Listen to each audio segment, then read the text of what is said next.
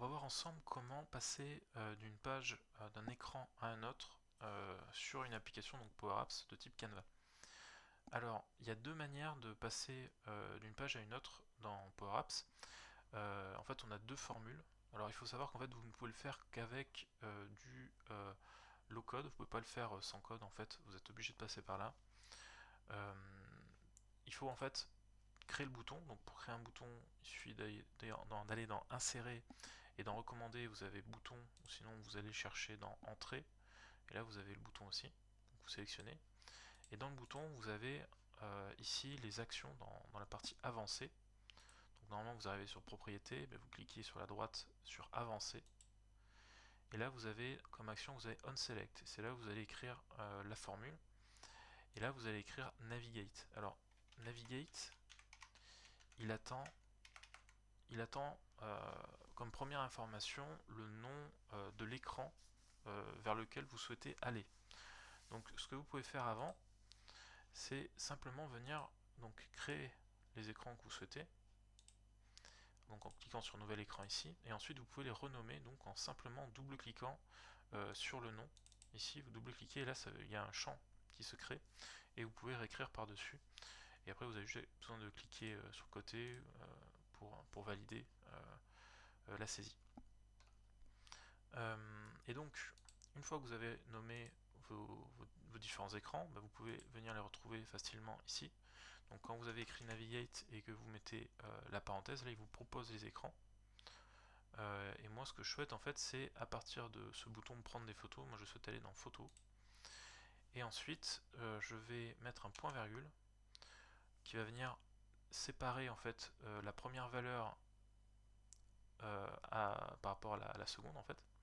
Et donc qui sera une valeur de transition, donc de transition d'écran, c'est-à-dire ça va être la manière dont l'application va venir afficher l'écran suivant. Donc, soit directement, en lui disant qu'on voulait aucune transition, ou soit sinon en faisant comme un mouvement de la gauche vers la droite, ou de la droite vers la gauche, suivant ce que vous allez lui dire de faire. Donc pour ça, il suffit d'écrire screen, avec une majuscule, transition, voilà, il n'y a pas d'espace dans les formules, screen transition, et là vous allez dire que vous voulez le type cover. Donc cover, vous allez voir, il y aura ça va être un mouvement. Si vous voulez aucun mouvement, il faut mettre none ici, et cover, vous allez avoir ce mouvement. Nous, ce qu'on va utiliser, ça va être cover et cover right, parce qu'en fait, ça va venir faire un mouvement de la gauche vers la droite, ensuite de la droite à la gauche, ou l'inverse. Et en fait, vous allez avoir comme ça quelque chose qui va être assez joli, on va dire, à regarder. Donc on va mettre cover, voilà. Et là, pour venir tester, soit donc une fois que c'est fait, vous fermez la parenthèse. Et une fois que c'est fait, vous allez soit maintenir Alt, la touche Alt, et venir cliquer gauche sur le bouton, ce qui va faire que vous allez arriver sur la page suivante. Voilà, Alt, ça permet en fait de tester l'application sans avoir besoin de passer par l'aperçu en haut à droite. Donc juste pour un bouton, c'est très pratique.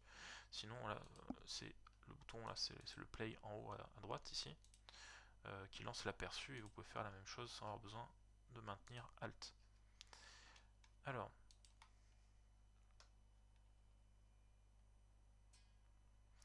ici, maintenant ce que je souhaite, c'est une fois que je suis sur mon écran suivant, j'aimerais bien pouvoir retourner à mon écran précédent à partir de celui-là.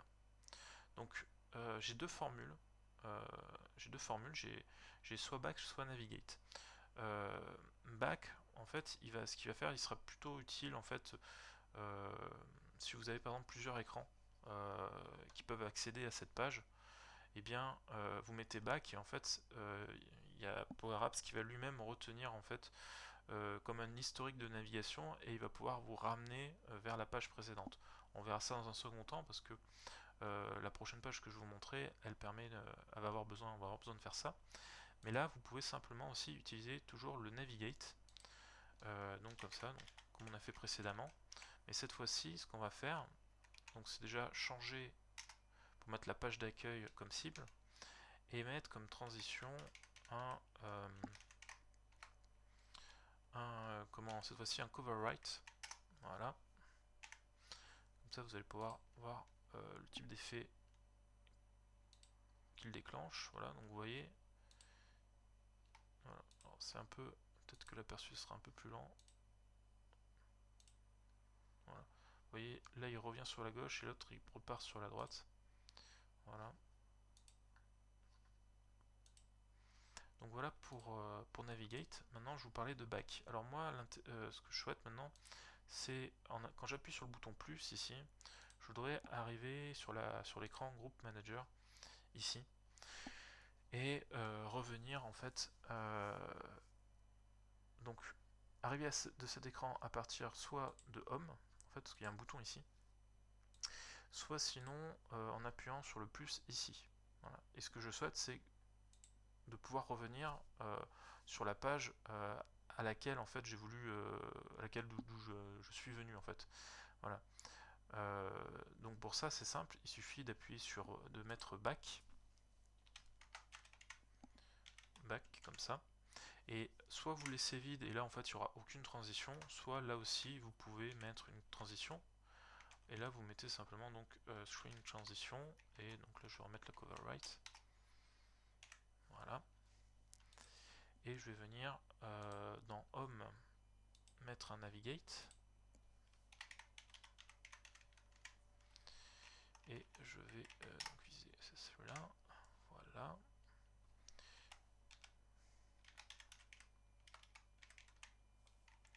Donc là, ce que je peux vous montrer, je peux vous montrer une autre transition. On va essayer uncover. Voilà. Donc là, si je fais uncover,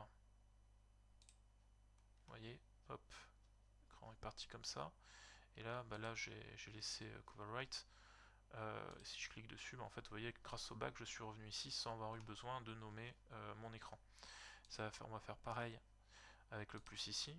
Donc là, hop, là je l'ai déjà mis.